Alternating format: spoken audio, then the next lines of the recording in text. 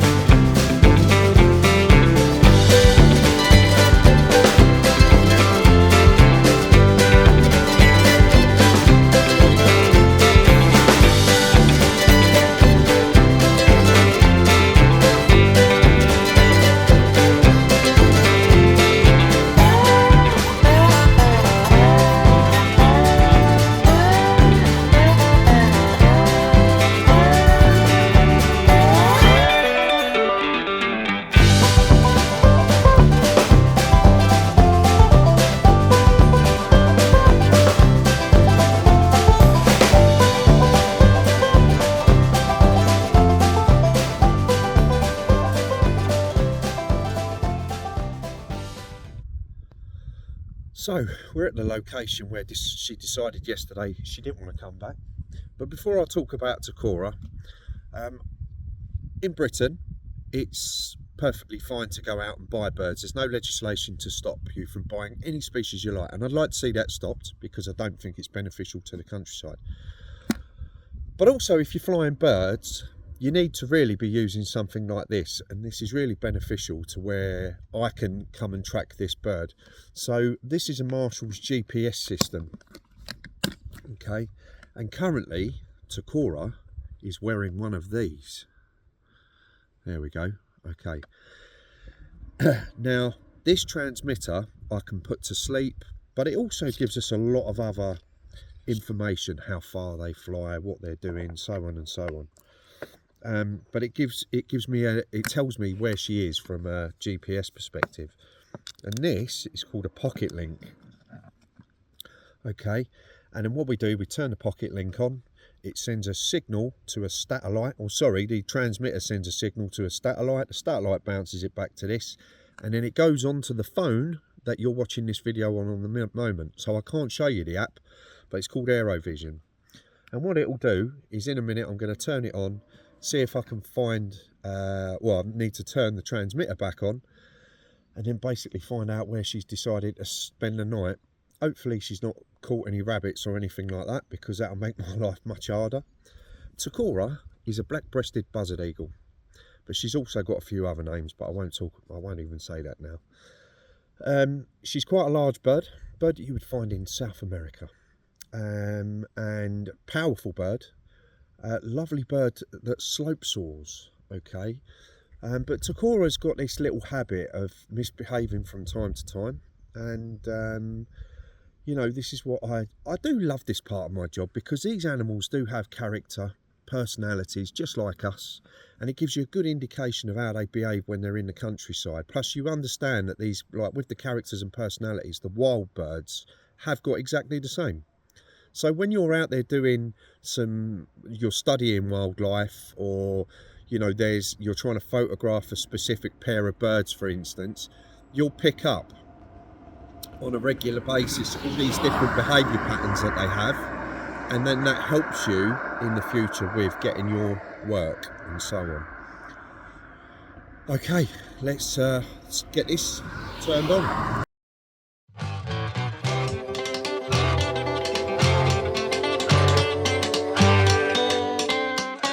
The man geriatric.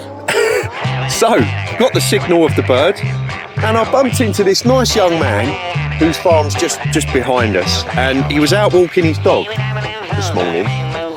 So we've had a discussion about where she is. I now know she's basically she's up there on the hill, and just thought I'd introduce you to this lovely gentleman and the dog. Anyway, all the best, young man. Thank you so much. Yeah, quite all right. Yeah.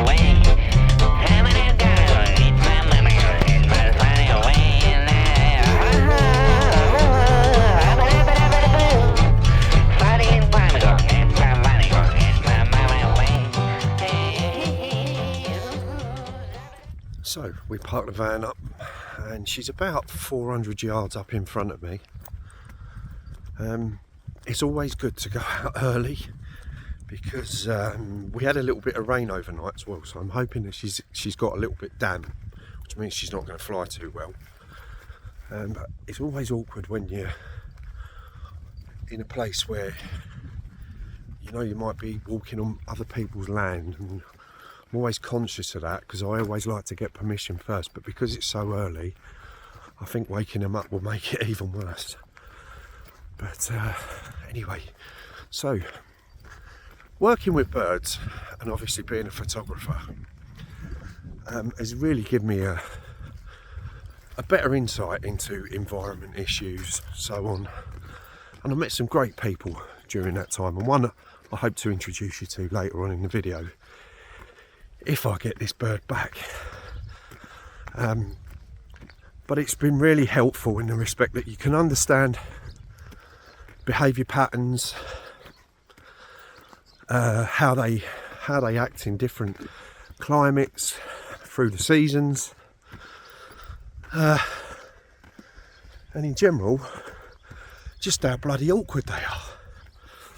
Anyway, hopefully we'll get a visual of her, and then we go from then.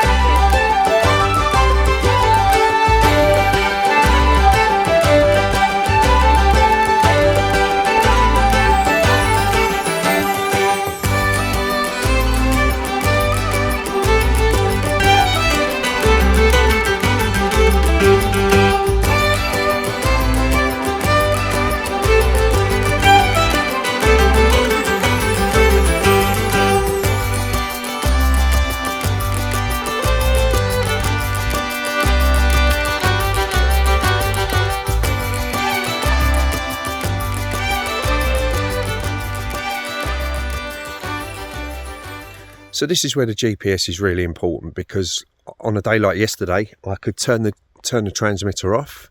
It then retains the battery. It allows her to just go and do whatever she wants to do, but I can still come back and more or less get a pinpoint reading on where she is because of the app on my phone. So what I've done, obviously I've located her. She's not very interested at the minute, so I'm not going to pester her too much, but I've turned the transmitter back off to sleep because I've got a visual on her, and we just go from there now.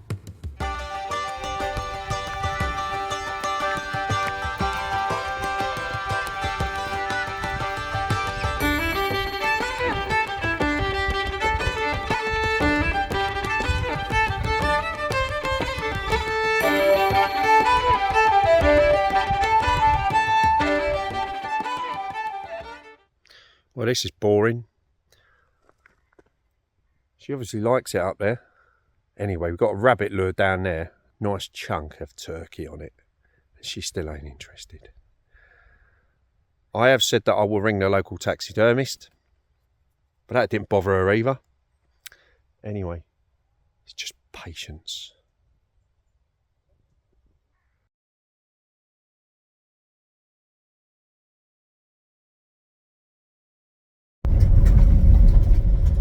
So after 2 hours of mucking around, she still decided that she fancies sitting in a tree.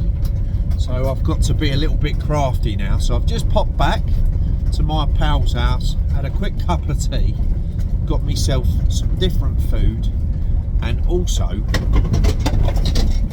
his Harris hawk to try and see if I can lure her down through jealousy of that Harris hawk eating food. So, just driving up the road, and there we've got some deer.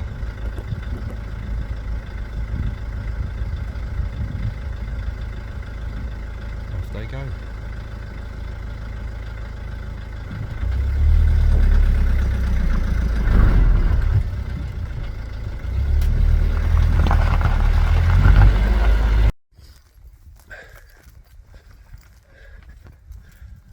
So, as annoying as this is, I do actually enjoy this because you got to use your brain and you got to be crafty like the animal.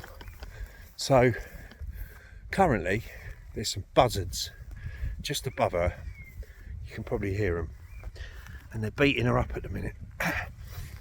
But she's still being a little bit awkward in the respect that she just won't fly straight down. So there's a number of reasons for this. It could be the fact that she's now a little bit anxious because she's getting beaten up by these birds.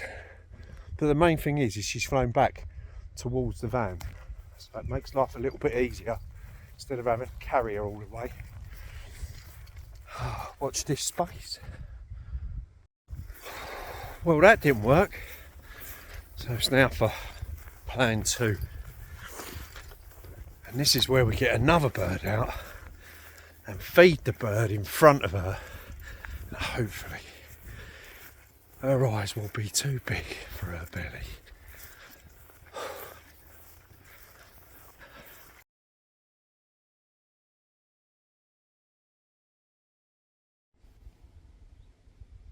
So after 5 hours of running around the Welsh countryside, I finally got this wally back.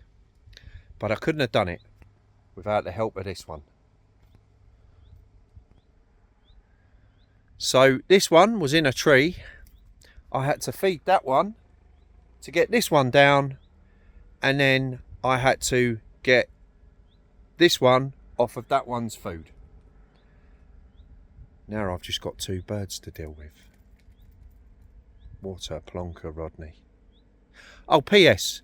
For those of you who asked me to do this out of wanting to find out more about my job and thinking that this situation's funny, and you know who you are, Josh, here we go, done it for you. Just don't ask me to do it ever again. All right?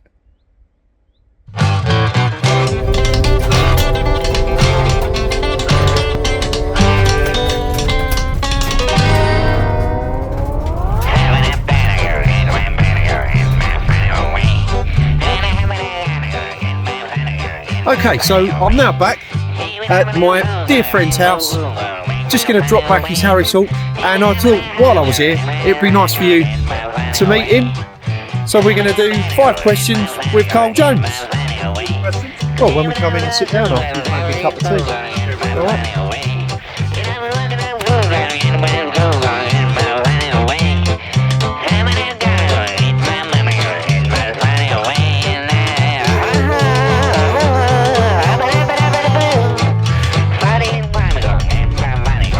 So, drop the Harris hawk off. It's now time to go home.